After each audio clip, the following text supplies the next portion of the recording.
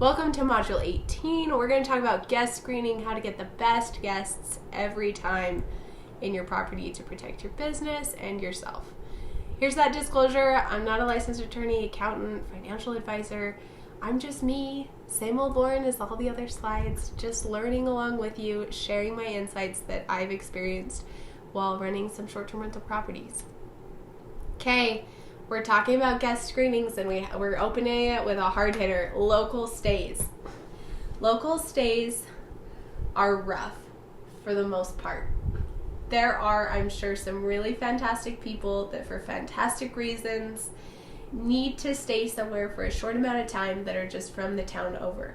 But I would say the majority of the time, bad stays, parties are caused by local guests. So if you have somebody requesting to stay from one town over, it's usually just not great. That makes a whole lot of sense. They don't want to throw the party at their house. No. So let's just go get an Airbnb down the street. The reason they're somewhere else is they're not willing to do what they're going to do at your place as they are at theirs. Yeah, right. Yep. And as an owner, that's a tough place to be. Now, there are occasionally good situations. Insurance stays are fantastic. And just ask. Say, hey, would you mind just providing some documentation just so I know that you had something in your home, you had your fire in your kitchen, you've told me about that. Would you mind just sending over the contractor bid so I know about what time of the month they'll be done and you'll need to go back to your own home? That's an excellent opportunity for an insurance stay because they're not even paying for it, their insurance is. Right. They're choosing the place. They'd love to stay in a house with a washer and dryer as opposed to a hotel. Right. That's great, but for the majority of the time, just don't do it. Now, I'm going to tell you how to avoid it. Screening guests, and this is my number one tip. In Airbnb, you're able to set house rules. And if you ever have an issue, you can call into Airbnb and they will look at the time in which the guest that you had the issue with booked your place, and they'll look at your rules at that time. So you want to set this in, set it, and leave it. This should be your number one rule. We do have a template for all the rules that you should have in your house rules, but should be the number one, and this protects you. Local guests must reach out and provide purpose of stay before booking. It's a little rule, just a couple of words, but it saves you. Because if somebody automatically books your place, and they're from a town over, and you say, hey, I noticed you're from a town over, we require, our number one rule is that you reach out and let us know why you're coming to stay before you book. You've actually already booked. So we just wanted to reach out and make sure that we could get that information for you before you come and stay. You message them, you call them, you email them, take screenshots of that if they don't respond. And if you're going to do something unsavory at somebody's property, you're not going to respond and be like, oh, I just got kicked out. It's a very kind word, unsavory. You want to throw a party, you want to do whatever, you got kicked out of your girlfriend's house, something stupid. You're not going to say that. I mean, if you've ever seen Pirates of the Caribbean, you're not going to tell people exactly that you're going to steal a boat. It's just not going to happen. So have this as your number one rule. This will protect you. And this is what we have found allows you to penalty-free cancel a booking from a local guest if you're not getting responses to the purpose of their stay before they come and stay. Cancel their booking. They're not allowed on the property. They don't get check-in instructions. They don't stay at your place. There are other things that you can do. So this one's not on the slide, so write it down. We set a check. So same-day bookings are a little bit risky. Because if you get kicked out of your home or wherever you're staying or you suddenly become homeless the same day, that's probably not a great place. You're probably going to be a little emotional, sometimes a little bit destructive. And you shouldn't, if you are homeless at 9 o'clock at night looking for an Airbnb to stay at, we don't want to have you at the end of the day. So set your, how do I explain this? Your booking window is specifically what it's called in the platform. So guests can't book same day unless it's before 3 p.m. Because if that prevents anything after 3 p.m. in the evening from those people being able to get online, see your property, and book it. Yeah. They won't be able to. And that's as a minimum. And that's as a minimum. You can go a day, you can go 2 days. A day in advance, 2 days in advance. That's something, but if you really want to keep it minimal, 3 p.m. is the cutoff that we have seen has sorted out a lot of the local stays and the unsavory, stupid things fairly quickly. Yep. And if a party gets canceled from a different Airbnb, it didn't get moved. It didn't get moved. Not to your house, it didn't. Yeah.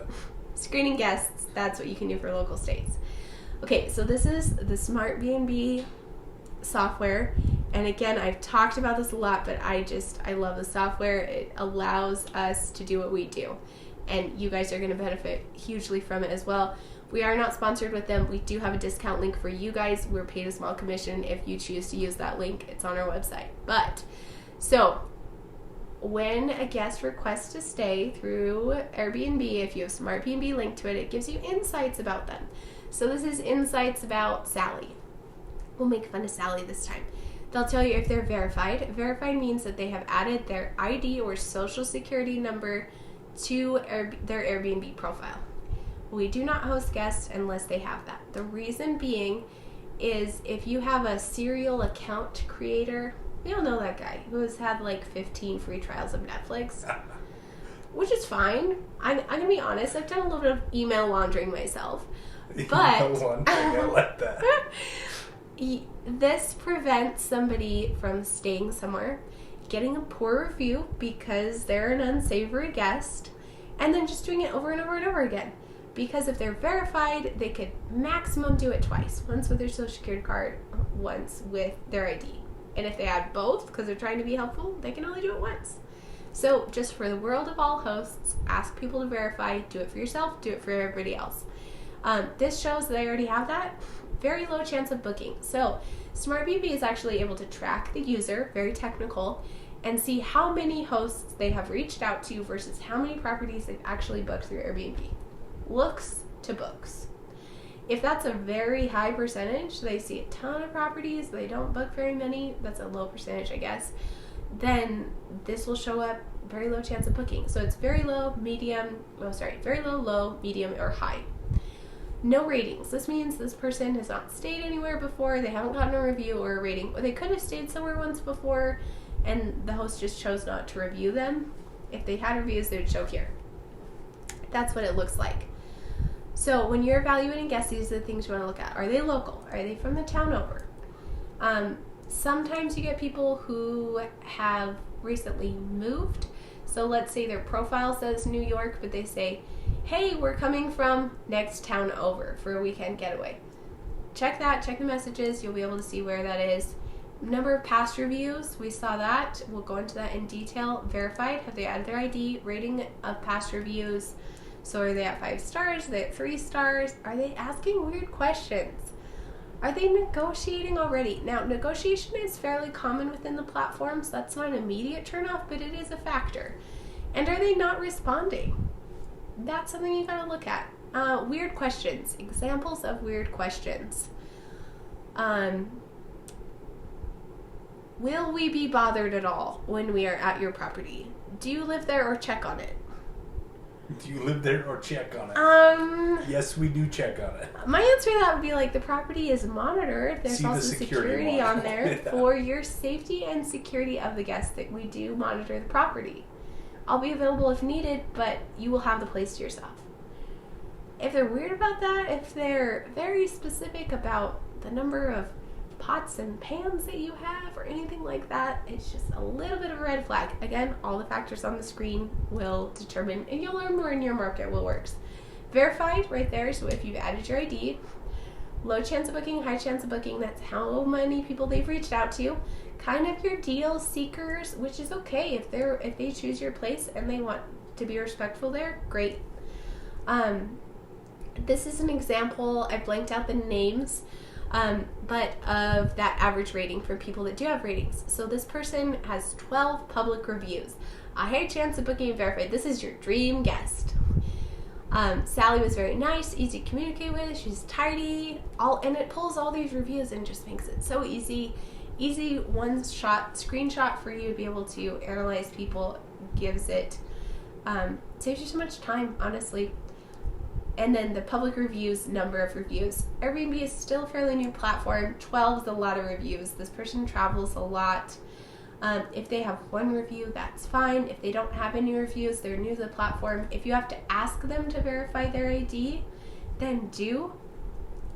But we do require, so if they came up, I'll switch back to a slide where they didn't have that. If this slide said unverified, then we would just reach out and say, hey, we see that you're unverified. It just seems like your first time booking through Airbnb. You'll need to add your ID before we can accept your booking. And you can set that setting where you can't accept any bookings from people that don't have IDs. And if they're helpful and responsive, they'll respond right away and say, sweet, how do I do that? Yeah. Or they'll say, oh, sweet, I just added it. And then you're good to go. Accept the booking by hitting pre-approve and enjoy it. There's a trick that I learned a few years ago that has just like the words, it's corporate policy. Like, that doesn't mean anything. Like, it doesn't mean anything. It means that somebody decided that this is how it's going to be, and that's just how it's going to be, right? And people tend to accept that. So I've started to use that as a negotiation tactic.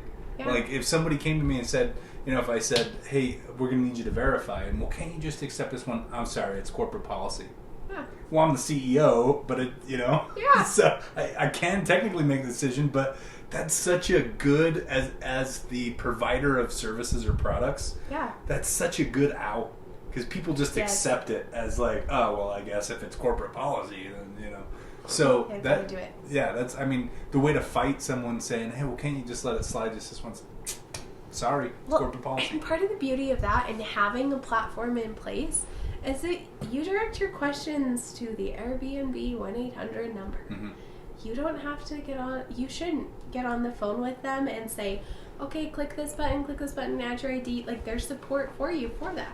Right. So if they have questions about payment or this or that, you say, I'm sorry, I can only do so much as a host. Reach out to Airbnb, here's their phone number. Yep. That's it. You don't have to answer your phone. It's super easy. Push it off on what resources are available to you. So those are my best tips for you on screening. You'll learn more as you operate. You'll make some mistakes, and that's okay too. Pick up the Cheetos, clean up your Cheeto dust, learn your lesson, and you'll know more next time. So that wraps up Module 18 on reviews, and next on to house rules. I will see you in Module 19.